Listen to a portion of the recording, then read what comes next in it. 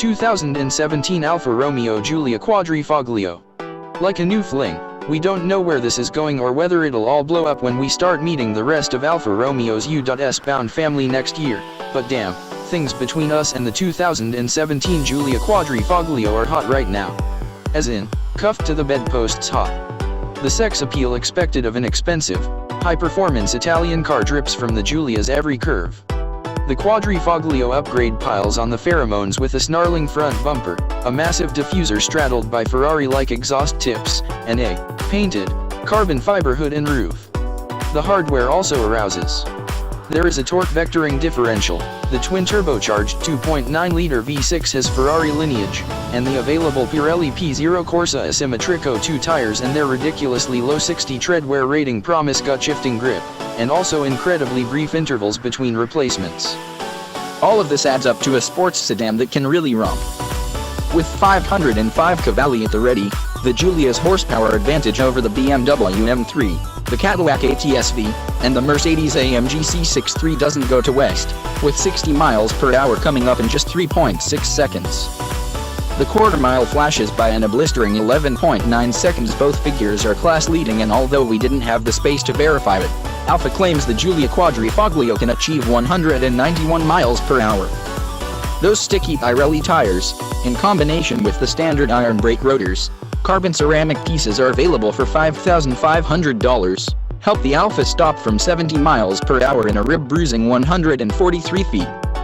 And we recorded 1.00 G of grip around our skid pad, a limit that's gently approachable, although so high that few will ever experience it on public roads. Surely there's a but coming, right? You might think we've gone off the deep end, that the Alfa has tied one thigh high around our eyes.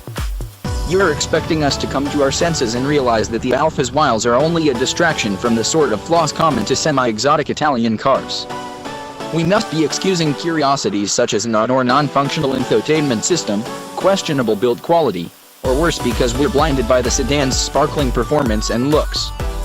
We couldn't be more surprised to declare, for the most part, a great big nope to all that. Truly, the strangest aspect of the Giulia is its lack of a folding rear seat or a trunk pass-through.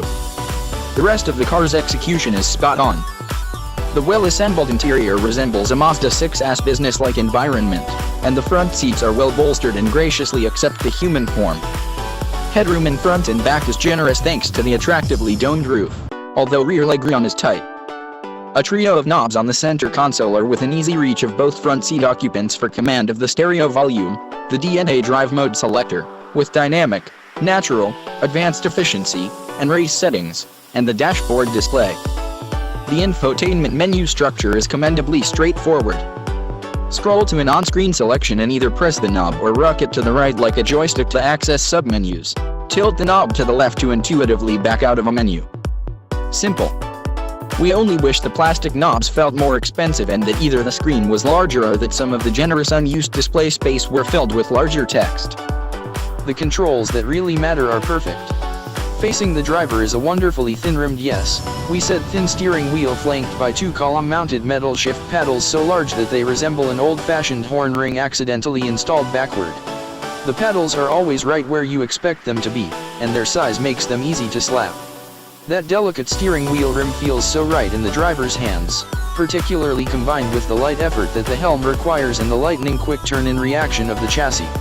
There is maturity to the steering as well. With an ultra-quick 11.8:1 ratio, the steering rack easily could have made the Giulia twitchy and nervous in highway travel. Instead, the rack features a distinct on-center valley that allows for hands-off-the-wheel stability at speeds over 100 mph and rapid response to steering inputs beyond the valley without ever feeling abrupt. Restraint.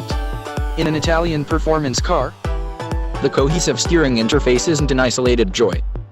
There is a remarkable consistency of tuning among the suspension, throttle, and transmission. No one aspect overwhelms another, not a small feat considering the firepower under the hood, and this balance doesn't change when switching among the four driving modes. Drive a BMW M3 with the throttle set to its lazy efficiency setting back-to-back with it set to the jerky, meth-addled sport end mode, and it feels as if you've driven two different cars. In the Giulia, the throttle response is as immediate as your right foot can move even in the calmer settings, and the suspension never goes harsh, even with the drive mode dial set to race. In fact, Regardless of the driving mode, the Quadrifoglio rides uncommonly well, and the aggressive tires never sing an intrusive thrum. Full of character yet refined, the V6 is a sweetheart. Despite its unbalanced crankshaft and 90-degree angle between cylinder banks, the V6's tingle at idle is no worse than the V8 of a Chevrolet Camaro SS. A dual-mode exhaust is standard and fully opens during deep probes of the throttle. Race mode advances it to a wider opening even at idle. Those pipes emit borderline exotic noises when the tachometer needle swings toward the indicated 7,000 RPM redline. Fuel cutoff is at a high 7,250 RPM, but they go comfortably serene on freeway cruises. Although incredibly strong, the Alfa's iron brakes avoid grabbiness, and, as befitting a proper sports machine, the brake pedal responds to increased pressure, not a longer stroke. Besides oddly requiring a little extra pressure to maintain consistent deceleration just before coming to a stop in normal driving conditions, the brake pedal reassures with abundant stopping power and smoothness. We are declaring the Giulia Quadrifoglio the new benchmark among sports sedans. Yes, you read that correctly. It drives outstandingly well, and at $73,595 to start, it is priced in the thick of the segment. Our nearly loaded test car's $79,195 as tested price even counts as tame compared with the prices one can pay for an M3 or a C63. If you were waiting for an asterisk, well, here it is, the 505 HP 4-door, which is being joined by its less potent 280 HP Giulia sibling in showrooms as you read this, is part of Alfa's first crack at the mainstream US car market since it fled from these shores 21 years ago. That breakup was definitely an "it's you, not me" episode, given Alfa's yellow snow reputation for reliability woes, and there is no getting around the fits and starts that have plagued Alfa's return to selling mainstream cars in the States. We encountered a single snafu with our early production Quadrifoglio. After remote starting the engine one cold morning, the check engine light flickered on and the driver information screen displayed a warning that the engine and the throttle control unit needed service. The car was completely drivable and exhibited no strange behavior other than restricting us to what felt like the advanced efficiency driving mode. We cleared the ECU codes, and the problem disappeared. Such hiccups are, unfortunately, not at all rare industry-wide in this electronic age. Our long-term test of the current BMW M3 revealed numerous issues during its 40,000 mile stay, but we'll need longer exposure to the Alfa to determine whether its systems are any more or less robust than the competition's. Compared against the Alfa's considerable excellence, the issue failed to cool our feelings. But oh, boy, do we hope that this tryst lasts, because this thing is hot. Thanks for watching. Don't forget to subscribe us for more car reviews and first drives.